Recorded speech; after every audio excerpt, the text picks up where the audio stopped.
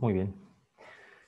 Buenas tardes a todos. Es un placer para mí daros la bienvenida a este evento, a este webinar que vamos a desarrollar de la mano de Llorente y Cuenca y con ESIC. Mi nombre es Chema Visconti, soy el director de los másteres de negocio y de marketing digital en ESIC y este tipo de actividades forma parte de una tradición que responde a nuestro lema de transformar personas. Intentamos hacer una divulgación de conocimiento y hoy es una magnífica ocasión para centrarnos en un tema que considero que es de gran interés. Vamos a tener la ocasión de asistir a la presentación del informe El perfil digital en los consejos de administración. Estoy convencido de que no nos va a dejar indiferente y que vamos a encontrar hallazgos muy interesantes. Y antes de ello, permitidme que exponga un poco la razón por la cual vamos a tener esta sesión. Yo creo que las empresas están en un momento en el que observan la metamorfosis y la transformación digital como una necesidad crítica, pero no todas ellas pueden acelerarlo o pueden hacerlo por la necesidad de tener perfiles adecuados en un órgano de toma de decisión que es clave como es los consejos. Hoy vamos a tener la oportunidad con nuestros ponentes de debatir sobre este tema. Y para ello, pues voy a tener el placer de ir presentándoos a las personas que nos acompañan hoy mismo. Necesito la chuleta porque son perfiles maravillosos. En primer lugar, Gustavo Entrala va a ser la persona que va a presentar el informe. Es Senior Advisor en Llorente y Cuenca, asesora a marcas, instituciones, consejos de administración en el diseño de estrategias de futuro. Hace workshops in company para generar nuevas ideas, descubrir tendencias, tecnologías emergentes e impulsar la cultura de innovación en los equipos. Está vinculado a Llorente y Cuenca como Senior Advisor en Transformación Digital e Innovación. Y Gustavo cuenta con una carrera dilatada en la que ha asesorado a centenares de marcas en 17 países en sectores tan diversos como la banca, la alimentación, cosmética, bebidas, seguros, energía, tecnología, retail, media. Ha sido consultor del Gobierno de España, del Estado del Vaticano y de ONGs como Médicos Sin Frontera y fue uno de los 100 Digital Innovators seleccionados por la Comisión Europea para la iniciativa Restart Europe. Además, cuenta con una formación ejecutiva en Singularity University y está preparando un libro cuyo título apunta a cartas a un CEO sobre el futuro. Gustavo mantiene una constante relación con una comunidad muy diversa de 25.000 usuarios únicos con los cuales tiene contacto a través de sus Inspirinas, que son una newsletter muy interesante. Buenas tardes, Gustavo, y muchas gracias por estar aquí esta tarde con nosotros. Muy buenas tardes, Chema. Encantado de participar en este evento. Un placer. Muy bien, junto a Gustavo también nos acompaña Santos Suárez, que es director de comunicación, reputación corporativa y responsabilidad de Liberty Seguros. Santos es director de comunicación, de reputación y de sostenibilidad en Liberty Seguros, compañía que con 109 años de historia ha decidido construir su negocio desde cero en la nube. Fijaos ya el reto que planteamos. Anteriormente fue director de comunicación del sur de Europa para Visa y tuvo puestos de distinta responsabilidad en Repsol, incluyendo una etapa internacional en Argentina. Bueno, es un apasionado de la familia, de pasar tiempo con su mujer y con sus hijos, le encanta disfrutar del tiempo libre y de la música y además pues confiesa tener un gran pecado capital que es ser seguidor y accionista del Real Oviedo. Bueno. Buenas tardes a todos, gracias por invitarnos. Nada, Santos, a ti por estar aquí con nosotros. Bueno, nuestra tercera invitada es Almudena Alonso, que es directora senior de Stakeholders Management en Llorente y Cuenca. Almudena es licenciada en Publicidad y Relaciones Públicas por la Universidad Complutense de Madrid, máster en Marketing y Gestión Comercial por ESIC, máster en Marketing Digital por el EAE y ha cursado el programa Promoción a ESADE.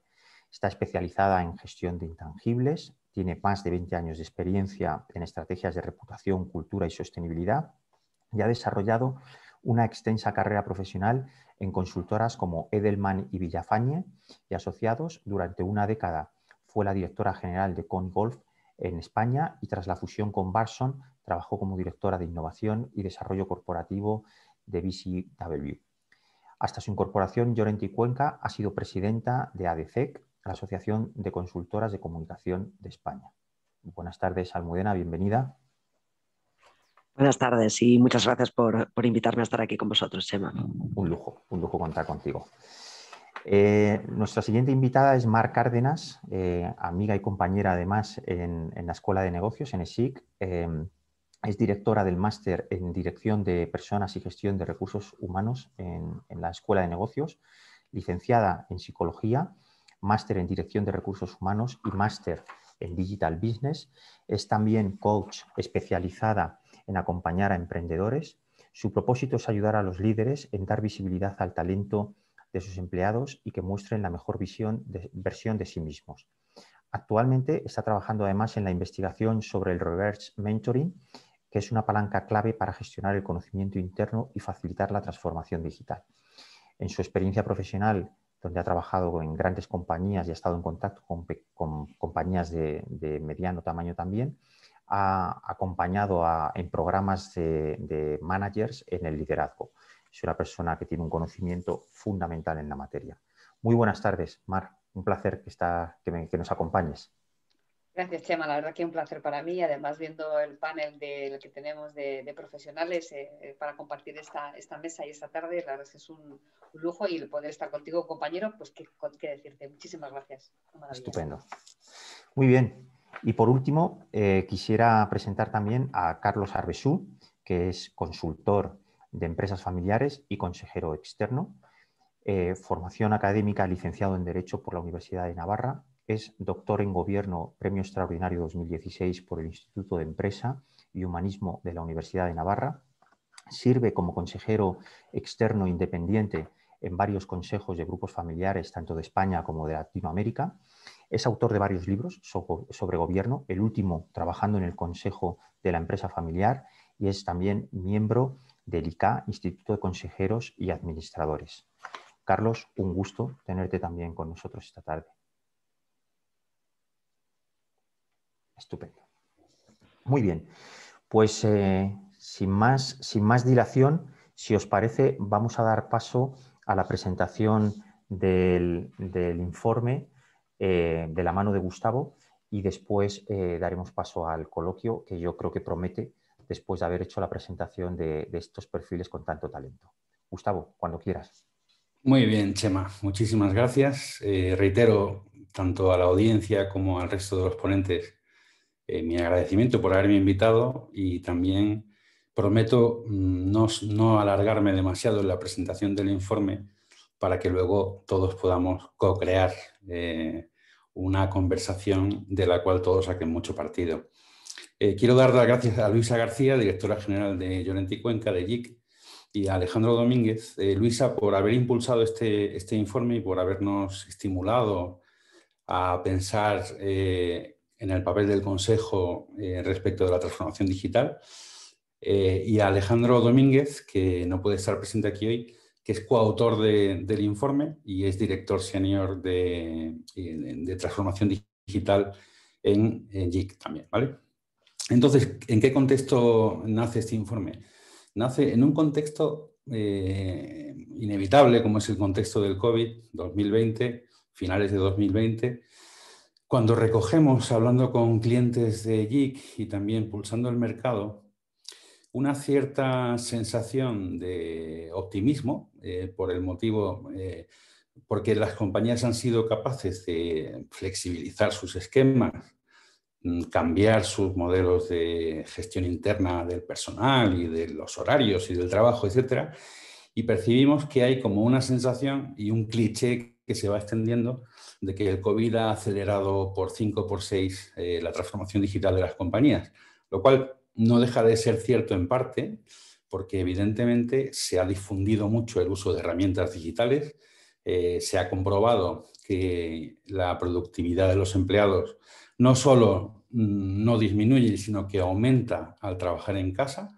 Y ahí hay un informe de McKinsey que ha aparecido la semana pasada, a nivel global en el que analiza en 40 países cómo ha aumentado la productividad durante el COVID y cuánto valor va a aportar la tecnología, simplemente por el hecho de que estamos usando de un modo más intensivo la tecnología, cuánto valor va a aportar a los PIBs de esos 40 países. En el caso de España, están cuantificándolo en un 1% de aquí a 4 años, ¿no? Con lo cual, ok, es verdad que el COVID ha acelerado las cosas, es verdad que el COVID ha cambiado nuestra forma de trabajar, pero sin embargo, desde nuestro punto de vista, paralelamente a la adopción de tecnologías y del comercio electrónico en el caso del consumidor, lo que estamos viendo es que los enemigos digitales de las industrias asentadas y de las empresas tradicionales también han acelerado planes, también han acelerado sus procesos de inversión y, por tanto, acelerado un modelo, el cambio de modelo de los sectores, ¿no? Con lo cual, uno lee las transcripciones de las presentaciones a bolsa de las compañías españolas del IBEX 35 y todas tienen el ritornelo ¿no? De hemos superado muy bien la prueba del COVID, agradecemos mucho a nuestros equipos el trabajo que han hecho para adaptarse, se ha acelerado la transformación digital de la compañía, etc., etc., etc., ¿no? Pero pensamos que precisamente ahora, cuando parece que las cosas avanzan, es cuando emergen nuevos peligros para el statu quo en los mercados y cuando procesos que estaban en marcha para transformar prácticamente todos los sectores ahora se han acelerado también, ¿no? Y entonces, por eso, el estudio se plantea como una reflexión para contribuir a que las empresas en todo el mundo, pero específicamente en los mercados hispanoparlantes, aceleren ese proceso de transformación de verdad, ¿vale? Y eso empieza con preguntas. Preguntas como, por ejemplo, ¿qué va a suponer la nueva normalidad en el consumo del producto o servicio que una compañía lleva a cabo, que una compañía tiene, ¿no? ¿Qué aspectos de los cambios que se han experimentado durante el COVID se van a mantener y cuáles no se van a mantener? Pues es una pregunta muy, muy interesante. Luego, ¿qué compañías son las que mejor están capitalizando estos cambios en cada sector? ¿Cómo son esas compañías? ¿Cómo piensan? ¿Cómo es su cultura? ¿Cómo operan? Y luego, aviso a navegantes, ¿no? O sea, ¿qué empresas que hasta ahora tenían un perfil quizá de startup, emergente, no se oía hablar mucho de ellas, pero están apareciendo en el ámbito de la inteligencia artificial o en el ámbito de las finanzas personales usando tecnología, presentan una amenaza más directa a nuestra oferta de productos o servicios, ¿no? En este contexto, ¿no? ¿En qué activos tecnológicos se apoyan para acelerar su crecimiento? Y luego, otra pregunta que hay que hacerse también es ¿qué modelos de negocio están emergiendo ahora? Y todos somos testigos de esa emergencia de nuevos servicios en el ámbito de la hostelería, de la alimentación, en el ámbito del e-commerce, en el ámbito también de la productividad en el trabajo, de la automatización de procesos en el trabajo. No, pues hay una movida alucinante ahora en el mercado, ¿no? Entonces, ¿qué modelos de esos que son ahora incipientes tienen más potencial de éxito?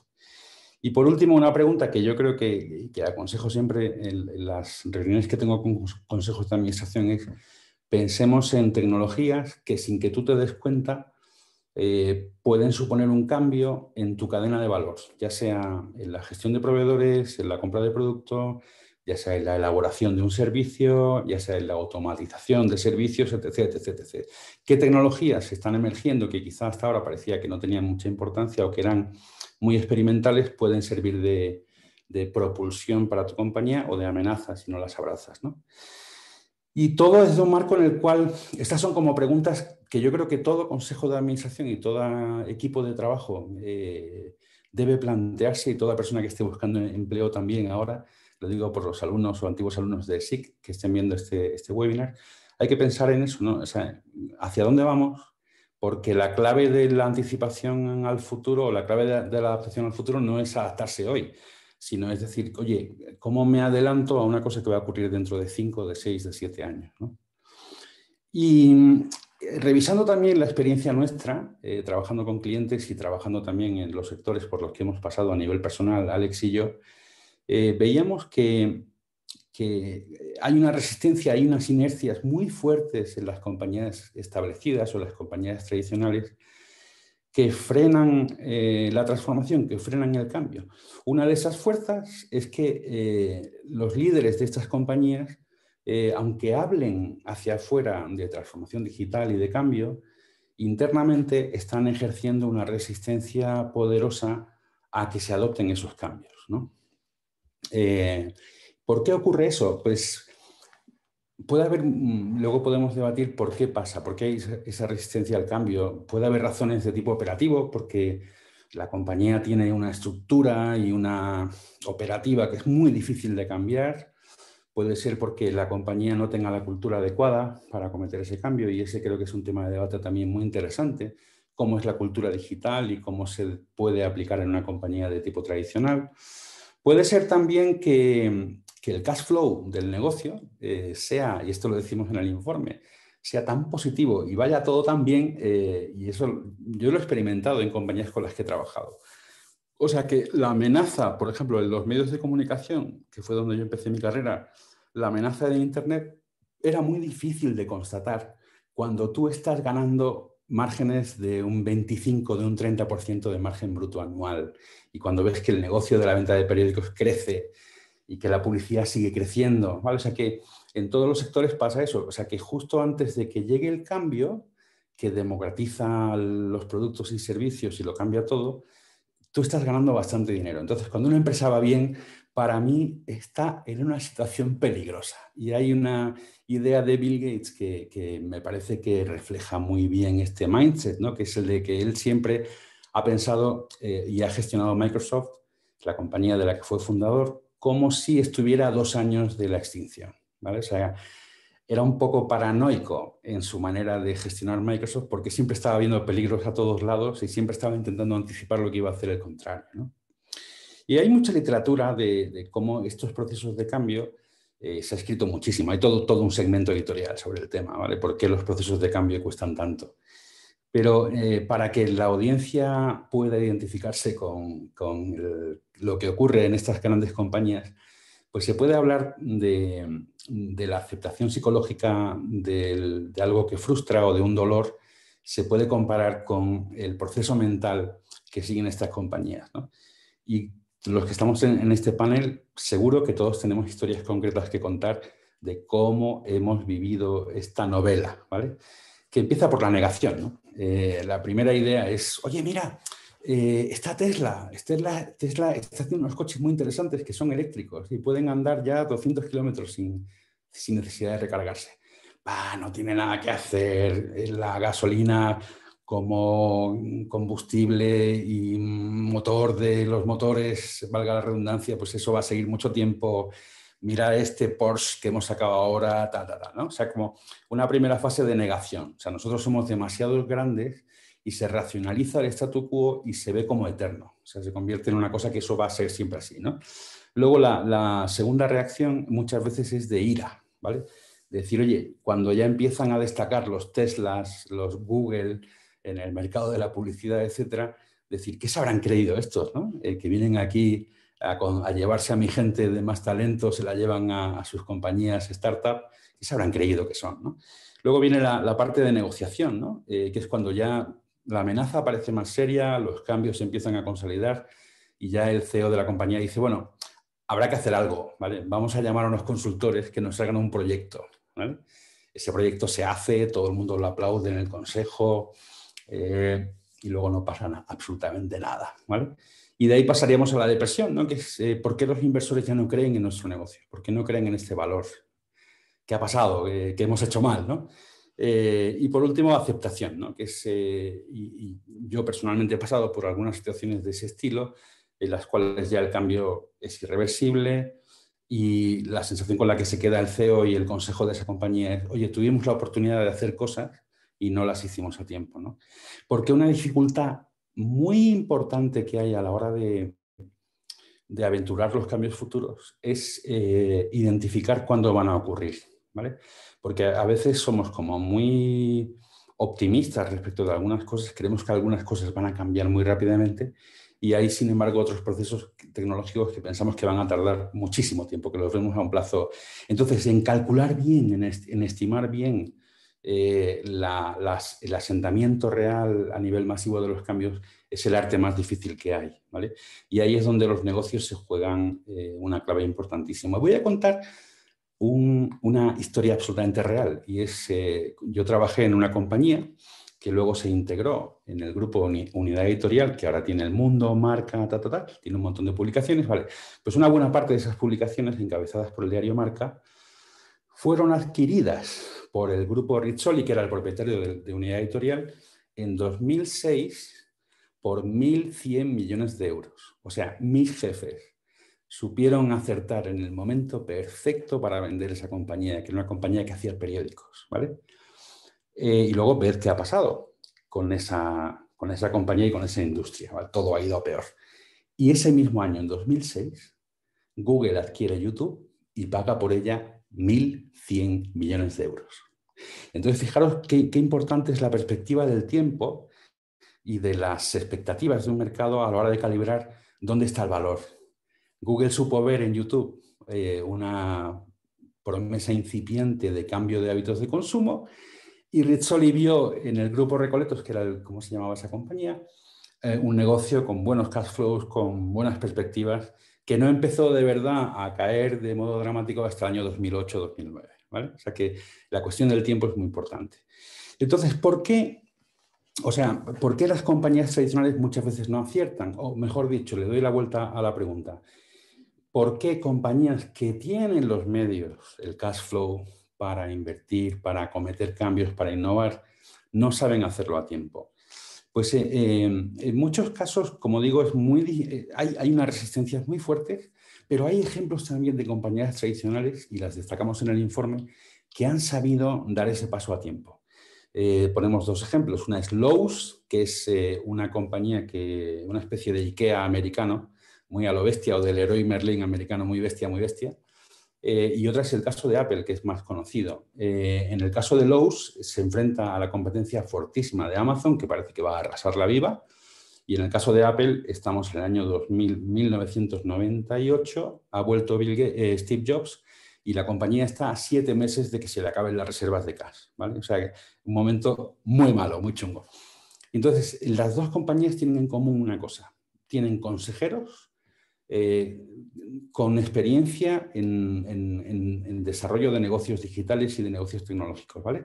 Y hay un factor también que destaca el informe, que es que los que somos más jóvenes y hemos estado, bueno, lo digo, en fin, y hemos estado desde hace mucho tiempo estudiando tecnología y viendo el futuro y tal, hemos sentido mucha ansiedad porque no ocurrían los cambios que nosotros creíamos que debían ocurrir en las compañías, al ritmo al que pensábamos que debían ocurrir, y lo achacábamos a un tema de edad, de brecha digital. Decíamos, claro, es que este director general, es que este consejo, mira la edad, ¿sabes? ¿Cómo van a entender ese cierto de tecnología, ¿no? Y para analizar si es realmente una cuestión de edad lo que ocurre en las compañías que se mueren, por así decirlo, hemos descubierto todo lo contrario, que la compañía más valiosa del mundo, su consejo de administración, y está detallado en el informe, la media de edad es 66 años. Otras compañías como por ejemplo Netflix, pues me parece que está en 58 años de edad, Facebook 53 años de edad, o sea que por tanto no es cuestión de que los que dirigen esas compañías o están en el centro de la toma de decisiones sean mayores, viejunos y que la brecha digital sea... No. La cuestión que hemos identificado como clave en esas compañías que supieron transformarse es que incorporaron consejeros que conocían bien la tecnología, y varios además, y su caso de transformación es una mezcla entre gente muy madura, que sabe mucho de finanzas, de operaciones, de marketing, y gente que tiene experiencia en empresas tecnológicas. Esa combinación en el consejo es muy importante, ¿vale? Porque estas jugadas de cambio tecnológico todos las vemos venir, todo el mundo sabe lo que habría que hacer, pero nadie lo hace. ¿Por qué? Quizá porque en muchas ocasiones falta el impulso decidido del consejo para avistar el futuro, para ver las amenazas con mayor crudeza que la dirección. La dirección de la empresa siempre va a estar justificando que ellos están ahí, que lo están haciendo muy bien. Y el CTO que es contratado va a decir que su plan de digitalización siempre es maravilloso. Pero ellos, sin querer, afrontan internamente unas resistencias al cambio que, desde nuestro punto de vista, solo pueden ser vencidas por un consejo ágil, bien equipado para la toma de decisiones en el ámbito de la transformación digital y que sea valiente, ¿vale? Y terminamos el artículo, y con esto ya acabo, definiendo cómo se puede incorporar la transformación digital al consejo, ¿vale? Una posibilidad es incorporar consejeros que tengan experiencia en tecnología y en digital. No tiene por qué ser el último hacker que hemos encontrado en la calle de 25 años, ¿no? Sino que pueden ser personas pues, que quizá tengan experiencia en software, que tengan experiencia en grandes negocios de comercio electrónico, etcétera, ¿no? Una segunda posibilidad es la incorporación de un comité de seguimiento de la transformación digital de la compañía que forme parte en el consejo junto con otros comités que hay de retribuciones, de sostenibilidad, etcétera, ¿vale?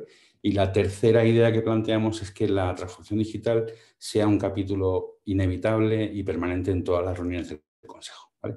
O sea, esto es lo que hemos analizado, lo que hemos visto y la recomendación que hacemos a las compañías que están en un proceso de transformación, o sea, todas las compañías, por tanto. Porque además te voy a decir una cosa, que es que también trabajamos con startups y con compañías tecnológicas cuyos mercados están sufriendo estos cambios también. O sea, que no penséis que aquí hay como los buenos y los malos, ¿vale? Sino que dentro de los buenos tecnológicos, sus mercados, sus productos también están constantemente cambiando. Pues este es el estudio y Chema, ya doy paso al debate. Magnífico, Gustavo. Pues muchísimas gracias por la exposición que has hecho del mismo, lo ordenado de las ideas y sobre todo por haber alcanzado al final unas conclusiones que yo creo que son muy útiles y que permiten a cualquiera que te haya escuchado pues tener tres medidas concretas que poder introducir dentro del consejo de cada una de las compañías. Muchísimas gracias, Gustavo. Si os parece, y tal y como habíamos establecido en la agenda, vamos a empezar el debate. Y yo os voy a proponer una serie de preguntas que nos van a permitir intercambiar opiniones. La primera de ellas es, yo creo que hemos mencionado varias veces transformación digital. Yo creo que es un trending topic, es como un dorado que ya nadie discute, pero quizá el entendimiento que todos tenemos sobre qué es transformación digital quizá no es unánime ni uniforme y probablemente sea objeto de interés que lo debatamos. Si os parece, teniendo en cuenta que Santos nos puede dar, hablar en primera persona de lo que está ocurriendo en Liberty, pues podríamos empezar por él y después el resto pues compartimos opiniones.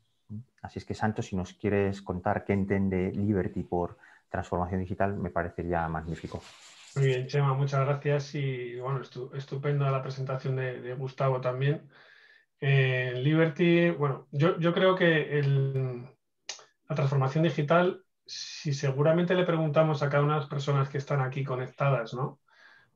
O la gente del mundo académico, científico, empresarial, tratamos de construir una definición, no llegaríamos a un acuerdo, ¿no? Porque para cada persona, para cada empresa, incluso para cada sector, para cada industria, la transformación digital puede significar algo distinto, ¿no? Yo a veces me gusta mirar con perspectiva histórica, ¿no? los sucesos tecnológicos y para buscar explicaciones, ¿no? O para encontrar una guía.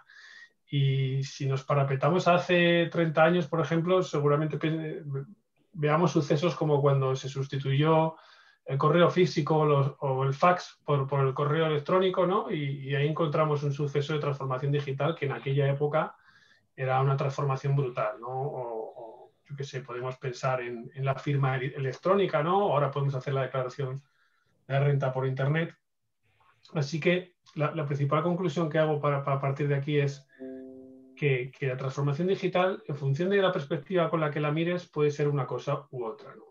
En el caso de nuestra compañía o en el caso del mundo del sector empresarial, es importante definir, nosotros vemos la transformación digital como un viaje, no como un fin en sí mismo, ¿no? Podemos encontrarnos con compañías que aparentemente tengan poco de digitales, como una compañía industrial, y puedes darte cuenta que a lo mejor están operando una refinería de desde un laboratorio a 1000 kilómetros de distancia, ¿no? Y tienen una capacidad de digitalización muy importante.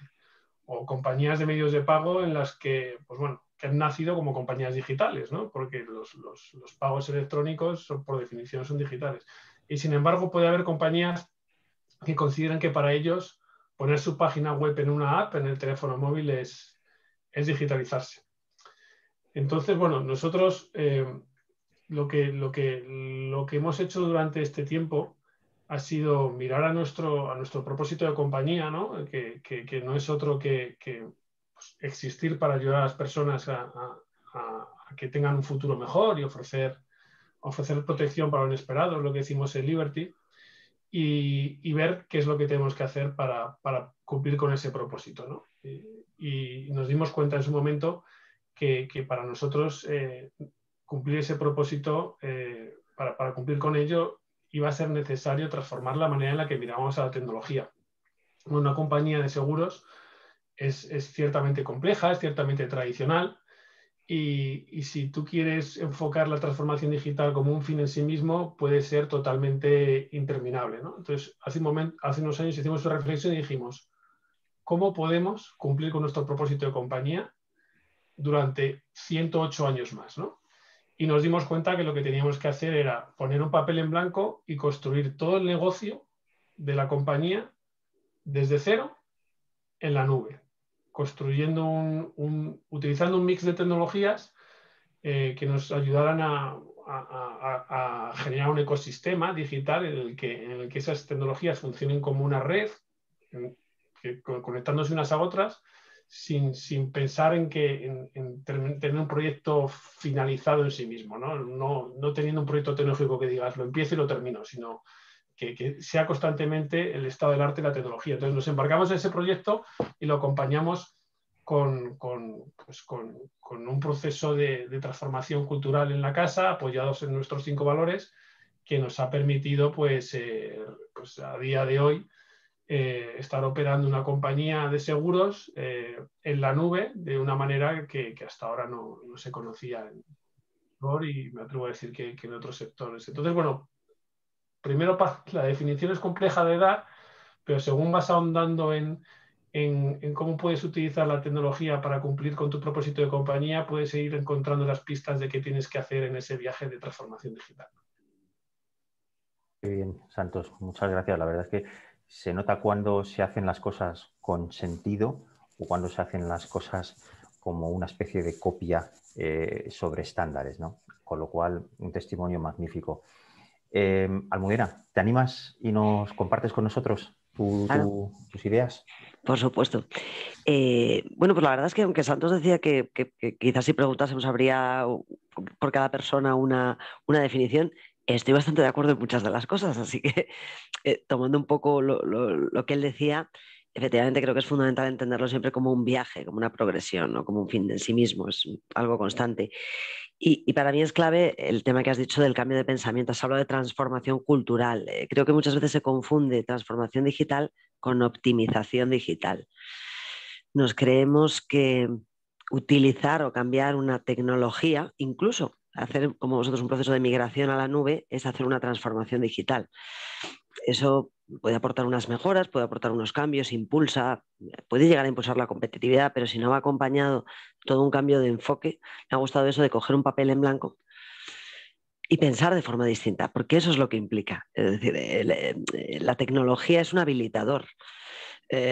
No es en sí mismo un fin ni posibilita nada. Tenemos que entender para qué, por qué la estamos aplicando. La compañía tiene que saber si quiere cumplir ese propósito, como decía, y perpetuarse y al final lograr la sostenibilidad propia y la sostenibilidad y contribuir a la sostenibilidad, porque para mí, y siempre lo digo, transformación digital, digitalización y sostenibilidad son un combo indisoluble.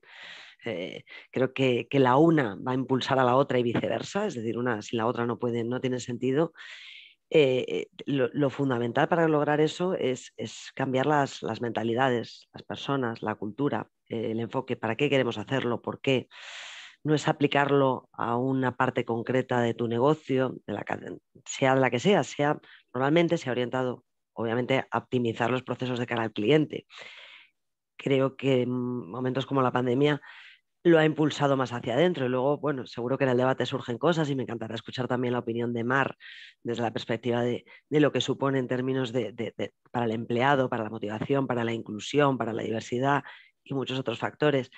Es decir, si se mira de una forma táctica como una herramienta o cortoplacista, pues ni transformación ni nada, seguramente. Entonces, estoy muy de acuerdo en ese viaje, dispuesto a aprender y poner la mente en blanco y comenzar. Y por eso precisamente que es tan complejo, es tan difícil y hay tanta resistencia, obviamente.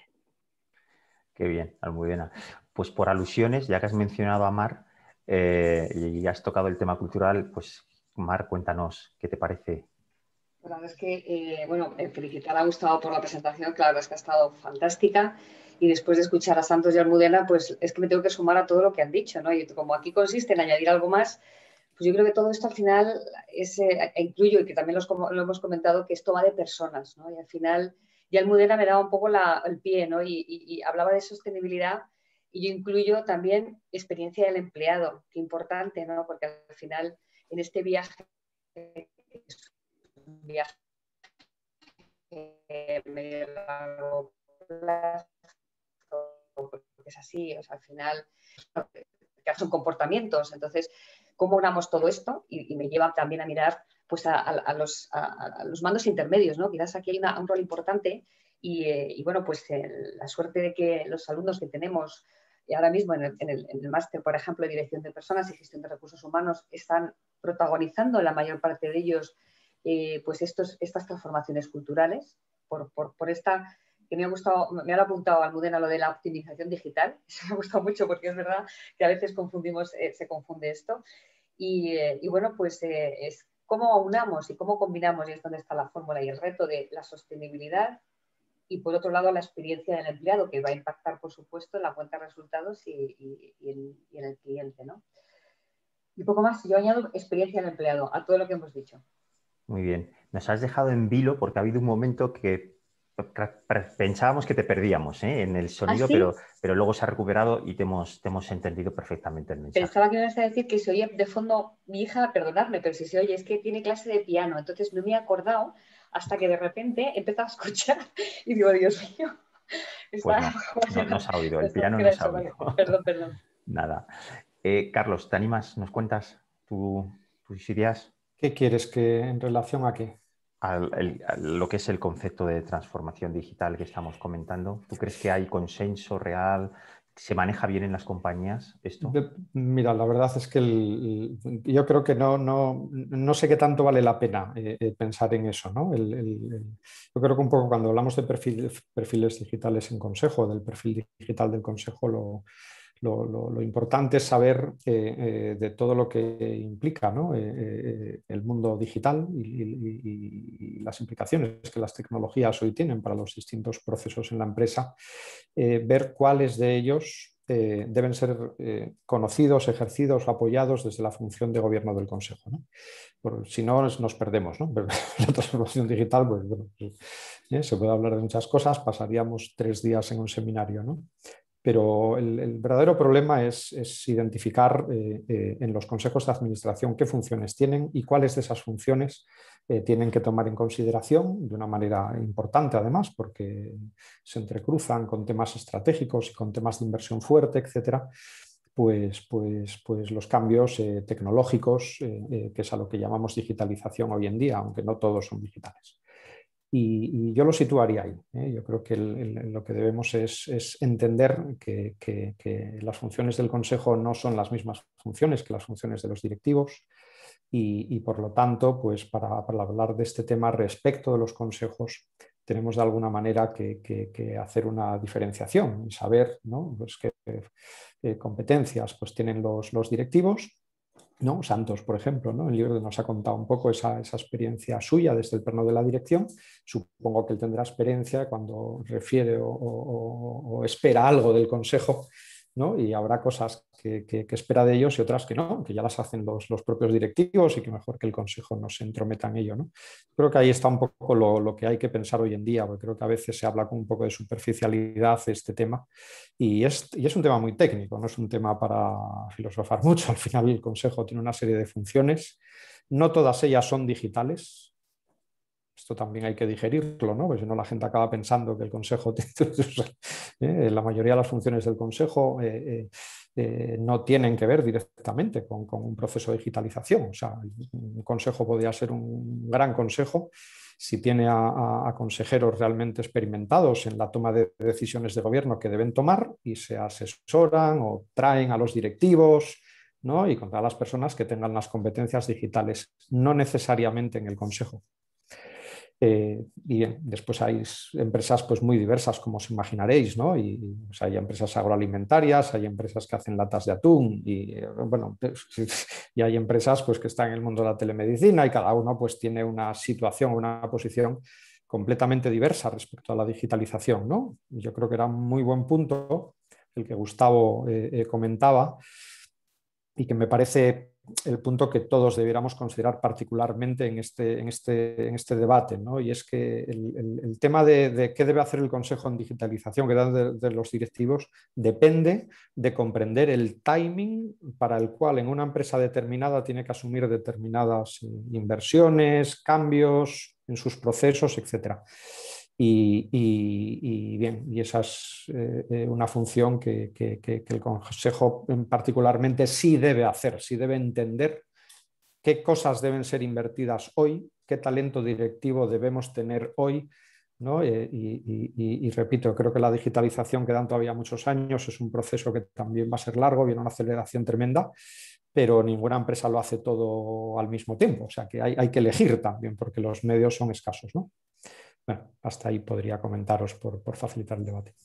Muy bien, Carlos, la verdad es que has puesto el acento en el consejo, evidentemente, ya Gustavo también lo hacía, ¿no? El rol de toma de decisiones estratégico, con una visión a largo plazo, capacidad anticipativa.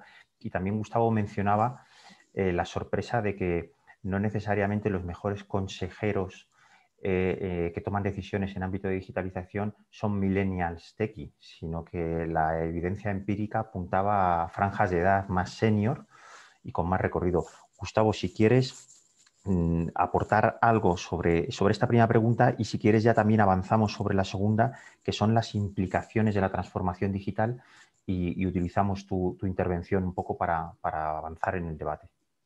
Muy bien. Yo veo el concepto de transformación digital que corre el riesgo de ser manido y de ser un cliché.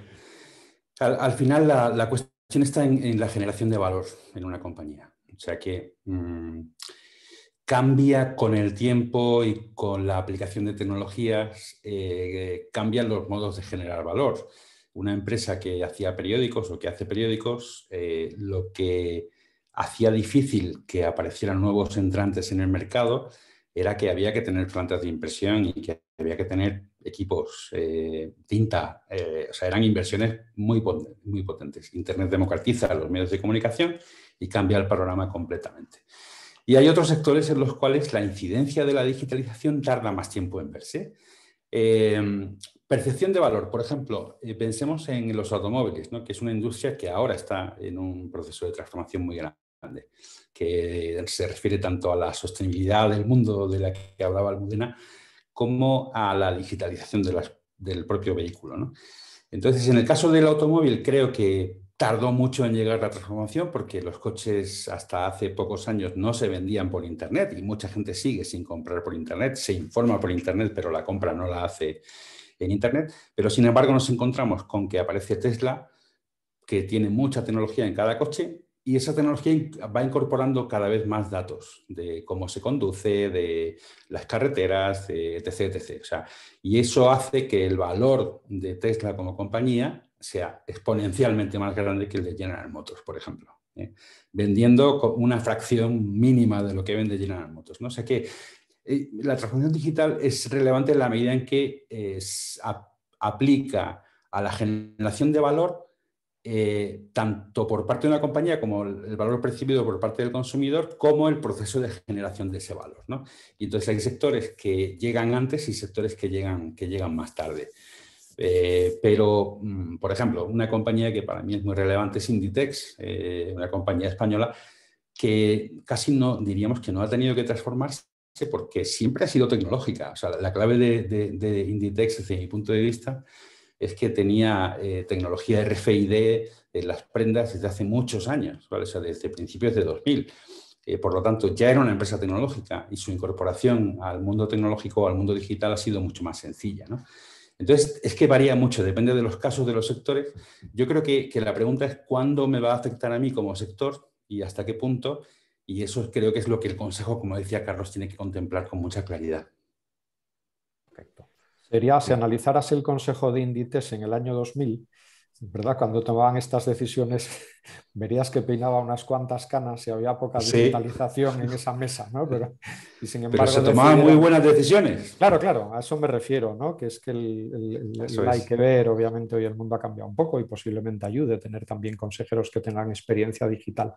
Pero por definirlo de alguna manera, o sea, un consejero o una persona, si no sabe de gobierno, si no sabe de lo que el consejo debe hacer, que sepa de digital no ayuda, por decirlo fuertemente, ¿no? O sea, que no, es como traer a alguien de marketing y no sabe gobernar, o a alguien de finanzas, pero no sabe, o sea, el saber de gobierno, si tiene la competencia digital, bienvenida sea, pero tiene que sumarse a la de gobierno, no la sustituye ni la aminora, ¿no? Por eso, repito, pues bueno, ves tan grandes empresarios o consejeros que no son necesariamente digitales y también grandes empresarios y consejeros que tienen una competencia digital tremenda, pero es que saben gobernar también, además de entender ese mundo tecnológico que toque, ¿no? Eso es bien importante ver. La verdad es que os estaba escuchando y no podía evitar acordarme de Francisco González en el BBVA, ¿no? Al fin y al cabo, un perfil de consejero incuestionable, quizá con habilidades digitales pues, probablemente no punteras, pero con una visión clarísima de la necesidad de transformar el banco en otra cosa diferente, en algo distinto de una oficina retail minorista de crédito. Y ahí va, ¿no? Es un buen... en el caso tanto en el caso de Francisco González en el BBVA como en el caso de Mercadona con Juan Roch, que también se puede hablar largo y tendido de Juan Roch, hicieron ambos un proceso de reverse mentoring, del que hablaba antes Mar, porque fueron las hijas de Juan Roch y de Francisco González las que, desde que eran muy pequeñas, contaban a su padre, oye, mira, esto está pasando, mira esta empresa, mira Amazon, mira tal, mira cual, ¿no? Y me he acordado del reverse mentoring en pensar en ella, sí. Ya que tocamos el tema, vamos a ponerle un poco de chispa a la cosa, ¿no? Mercadona nunca ha tenido consejo. Ok, interesante. Interesante. Por alusiones, ¿no? Por alusiones. Bueno, pues esto es lo que enriquece el debate, ¿eh? Que tengamos estas miradas diferentes y que nos llevan sobre evidencias, nos llevan a conclusiones muy interesantes. Casi, Mar, por alusiones al reverse mentoring, ¿quieres apostillar alguna cosa? Sí, va a construir sobre lo que ha dicho Carlos, que al final es cierto que de lo que va es de saber de estrategia y de saber del negocio y de saber cómo aportar valor, ¿no? Entonces, pues en las empresas en las que he tenido la ocasión de poder intervenir y parte de la investigación de la tesis es que me he enfocado a esto, es coger el talento interno joven digital. Entonces, pues el reverse mentoring jugaba con esta doble función, ¿no? Por un lado, a los consejos de administración o al equipo de dirección que ya tenía el conocimiento estratégico, pues un joven le mentorizaba y a su vez también ayudaba a que el propio equipo directivo conociera el talento interno y pudiese ver pues cuáles podrían ser después las personas claves, ¿no? Para ocupar estas posiciones dentro del plan de sucesión, ¿no? Y si es una solución que es muy casera, en mi opinión, muy poderosa y muy potente, porque ayuda justamente las dobles cosas, ¿no? El seguir manteniendo esa visión estratégica y ese know-how que tienen esos consejos de administración y aprovechar para dar visibilidad al talento interno y aprovecharnos del conocimiento de los millennials. Una pregunta. ¿Aceptan los directivos senior con facilidad el reverse mentoring? Qué buena pregunta, Gustavo. Pues hay de todo, pues como todo, porque esto va de personas, si es que lo estáis diciendo permanentemente, esto va de personas. Sorprendentemente, en los consejos de administración sí, y en los mandos intermedios no tanto. Es algo que me ha llamado mucho la atención. Los consejos de administración sí tienen quizás esa apertura y esa predisposición a querer estar al día, actualizarse, ¿no? Y quizás, pues lo has dicho antes, ¿no? Por el tema de los hijos, ¿no? Que son nuestros hijos porque nos obligan, ¿no? Yo tengo una hija de 16, entonces me he tenido que dar de alta en Instagram, ¿no? Entonces hacerme un poco más usuaria de las redes sociales. Y entonces cuando hacía con ellos las llamadas de seguimiento me fascinaba, porque justamente en ellos sí había respuestas, había interés y además mucha consciencia y conciencia de que eso había que desarrollarlo. Y sin embargo, cuando nos bajábamos a niveles más intermedios, la respuesta no era tan... curiosamente no era así, no era la misma. Muy bien. Santos, casi es ineludible volver al caso de Liberty. Y a mí me gustaría que expusieras tu visión sobre dos cosas que se han mencionado. Una tiene que ver con la capacidad de descubrir y entregar nuevas posibilidades en torno al valor, que se ha mencionado como una gran implicación de la transformación digital. Y otra, todo lo que se está contando de diferenciar roles de consejo versus dirección, relaciones intergeneracionales entre perfiles de talento distintos. ¿Cómo se vive en Liberty todo esto?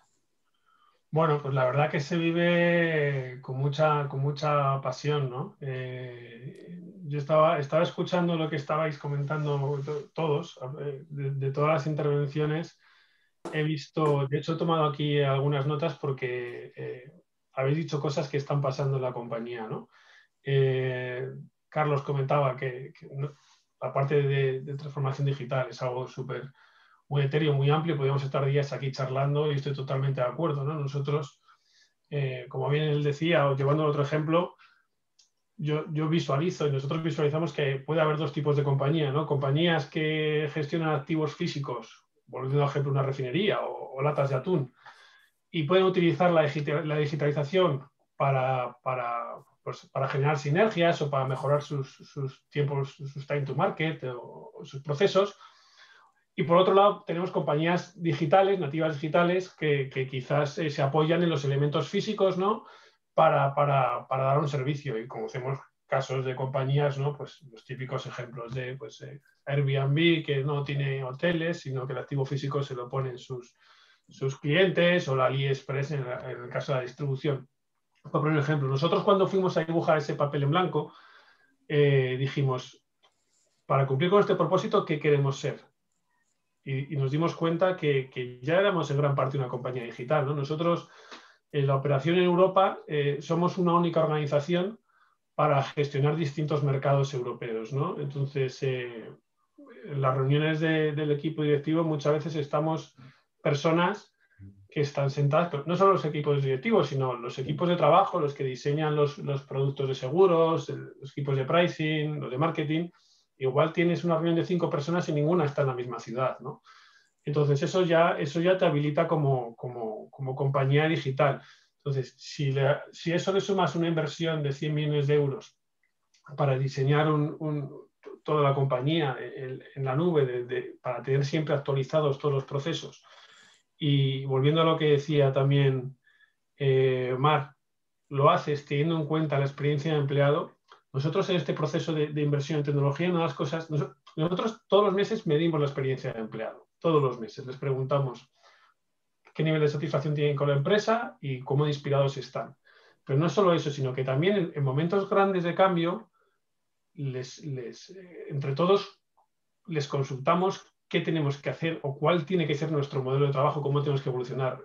En julio del año pasado hicimos una encuesta y el 91% de el 93% de los empleados de Liberty Europa nos dijeron que no querían volver al modelo de trabajo que teníamos antes de la pandemia, al modelo físico. Dijimos, pues si realmente trabajamos de manera digital, tenemos activos digitales, ¿por qué no construimos con ellos un modelo de trabajo también digital? Entonces, estuvimos unos meses hablando con los sindicatos y con los representantes de los trabajadores en otros países y construimos un modelo que se llama Liberty Digital Way, en el cual hemos decidido que todas las tareas rutinarias que podamos hacer desde nuestras casas, las vamos a hacer desde nuestras casas, y que vamos a utilizar el activo físico, la oficina, para hacer las cosas que no podemos hacer en casa.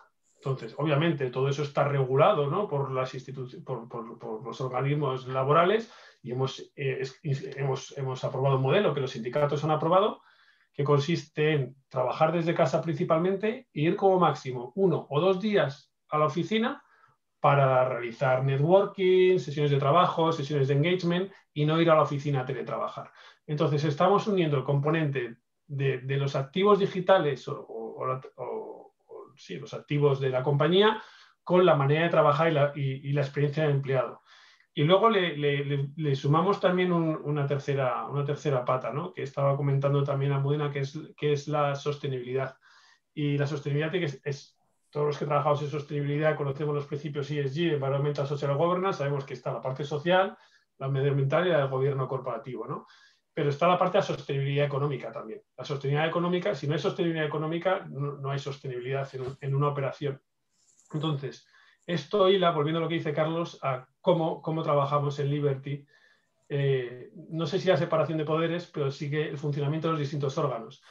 Cuando un proyecto de transformación digital, como el que estamos viviendo nosotros en la compañía, está abanderado por el consejero delegado, y es el que lo diseña y el que lo impulsa, ahí es cuando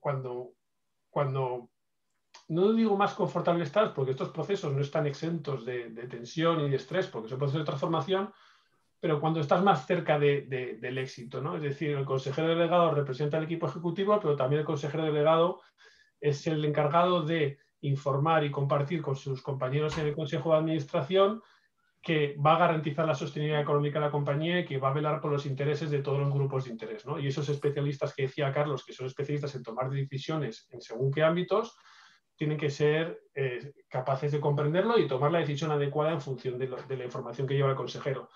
Entonces, bueno, yo creo que procesos como en el que está Liberty, en el que estamos, pues son procesos que son apasionantes, que creemos que nos van a dar una ventaja competitiva, y que, volviendo también al informe de Gustavo, en nuestro caso sí que hemos decidido afrontar en un periodo de rentabilidad económica y sin que nos acucie la necesidad de tener que pegar ese cambio, ¿no? Esta decisión se tomó hace ya 2 años, el proceso calculamos que nos llevará unos 4 años en total, y le hicimos en un momento cuando quizás la cuenta de resultados no nos apremiaba hacerlo. Teníamos la capacidad de decir, paremos la pelota, pensemos y ejecutemos, ¿no? Y bueno, ya que yo en el lado personal no puedo disfrutar mucho del fútbol porque soy del Real Oviedo, pues sí que en el plano estratégico y empresarial, si podemos incorporar todos estos componentes de manera alineada, pues podemos estar más cerca del éxito y de la sostenibilidad de la empresa. Qué bien. Suena muy bien, la verdad. Muchas gracias, Santos, por compartirlo. ¿Te apetece, Almudena, cerrar ya el bloque y pasamos luego ya a conclusiones entre todos? Por supuesto, perfecto. Bueno, el bloque ha sido un poco variado, entonces Extenso. yo casi que voy a aprovechar para coger algunas de las cosas que se han ido comentando, donde me he quedado con ganas de participar. Yo estoy muy de acuerdo. Carlos decía que hay que centrar los temas bien, y que al final el marco que nos hemos dotado hoy es hablar del rol del Consejo de Administración en todo esto.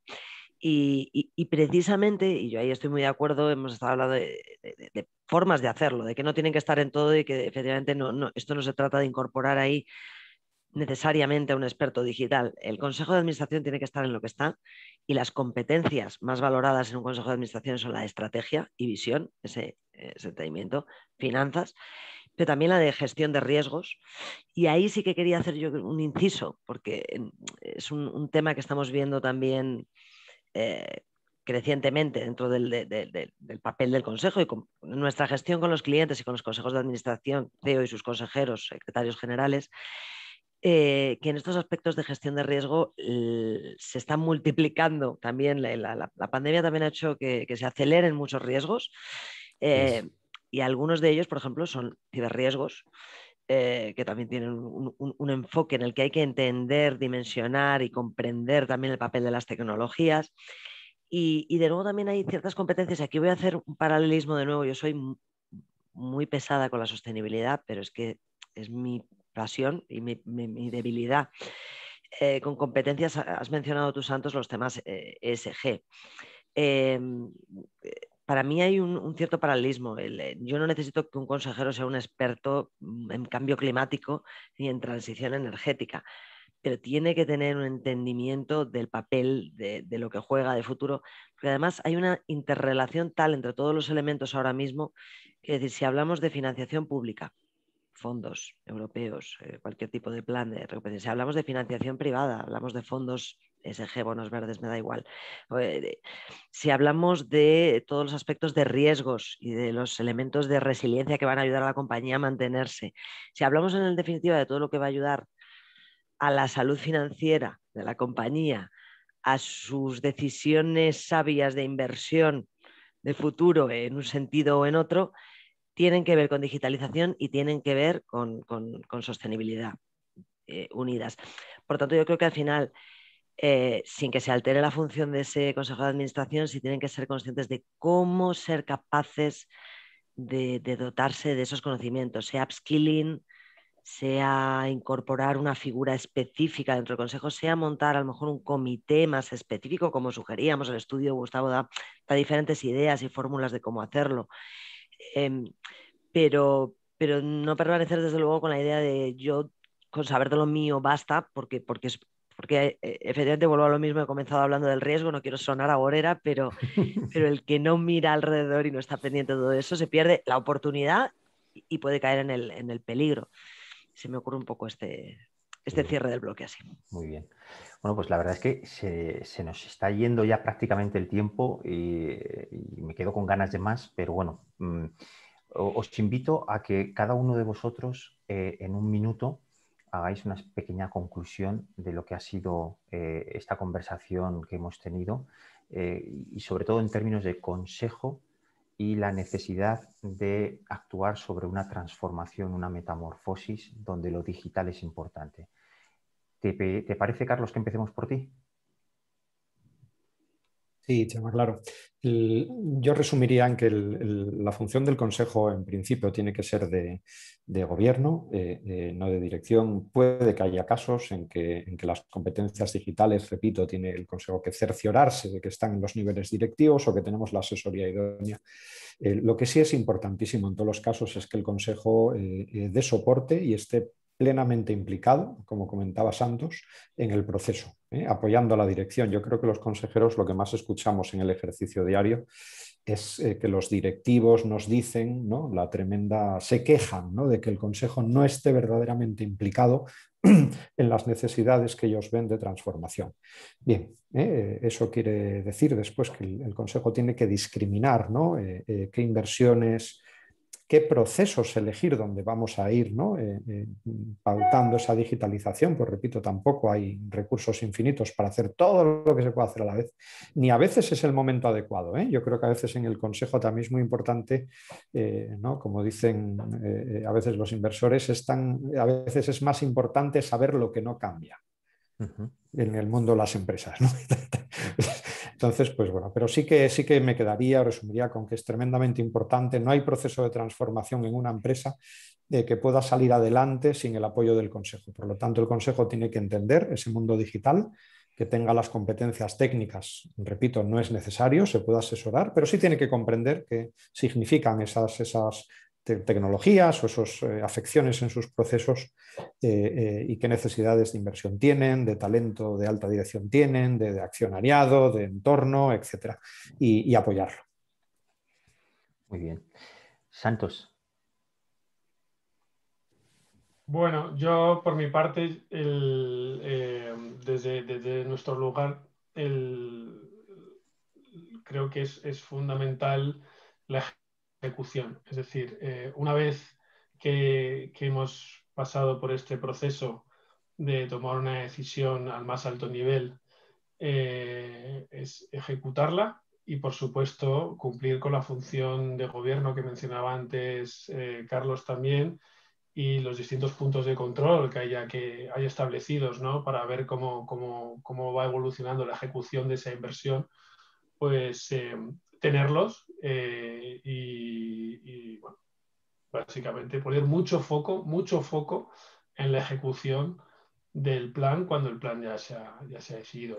Esto aplica a transformación digital y a cualquier otra inversión que se haya que se haya probado, ¿no? Pero yo creo que sí, que por añadir algo, el poner foco, nosotros tenemos 5 valores, hay uno de los valores que es Keep It Simple, es hacerlo sencillo y poner foco, porque si no los tiempos van tan rápido que si no terminas rápido de ejecutar lo que tú te has planificado ejecutar en el periodo que hayas decidido que lo tienes que ejecutar, ¿no? El tema del timing es fundamental, pues igual luego te encuentras en un mundo que totalmente desorientado. Muy bien. Almudena, ¿te parece? Por supuesto. Bueno, por ir añadiendo y sumando, porque como estoy de acuerdo con todo lo anterior, que por supuesto tiene que ver el impulso desde arriba, el momento adecuado, la priorización, quizás sumar que dentro de esa priorización, esa mirada ahora mismo, atender a otros polos y aspectos que me parece que se han abierto, ¿no? Creo que en muchas ocasiones la transformación digital se centraba excesivamente o muy fundamentalmente en la parte de operacional hacia el cliente, porque es lógico y en muchos sectores, y quizás ahora vuelvo a añadir el tema del empleado y el tema del talento y de la experiencia del empleado y todos los aspectos culturales que tienen que ver, me parece que es un momento decisivo para que esa transformación digital, eso esté entre las prioridades, de luego no sea una de las olvidadas, porque Santos hablaba o comentaba que en las encuestas y daban los datos que la gente no quería volver al modelo, pero también hay una cierta desubicación, y yo detecto e identifico de muchas personas, y también ciertos modelos, si nos vamos y nos pasamos en la aplicación de herramientas solamente digitales en la relación, podemos llegar a ciertas pérdidas de muchas cosas, de pertenencia, de engagement, de temas incluso de innovación, ¿vale? Y de creatividad. Y creo que todo eso es el motor, no puede ser de otra manera, las personas son el motor de las compañías, y que esa transformación digital tiene que mirar mucho hacia adentro y hacia la gente. Uh-huh. Bueno, Mar, en este caso tu turno. Pues, por ir construyendo y añadiendo cosas, al final el consejo de administración son personas. Y como son personas, yo creo que lo que diría es que tendrían que predicar con el ejemplo, ¿no? Al final, si hablamos de digitalización, transformación digital, por recuperar un término que, bueno, pues que es el tema de los influencers, ¿no? Son los que están más arriba y creo que pues me sumo a visión, me sumo a impulsor, pero añado ejemplo, tiene que dar ejemplo. Uh-huh. Interesante. Muy bien, Gustavo, pues tú eres el último en aportar el último cierre, y despedimos. La verdad es que, como decía Lelutier, ¿no? ¿Qué más se puede decir que no se haya dicho o que sí se haya dicho ya? Pero bueno, aportaría la cuestión de la libertad con la que a veces los consejos pueden actuar, ¿no? Porque al no jugarse ellos su puesto de trabajo, las decisiones que toman, tienen la máxima responsabilidad, pero también tienen más libertad que el equipo directivo muchas veces para cometer cambios de calado, ¿no? Y diría que no todas las transformaciones que son impulsadas por un consejo tienen éxito, pero las que tienen éxito seguro que cuentan con el apoyo del consejo.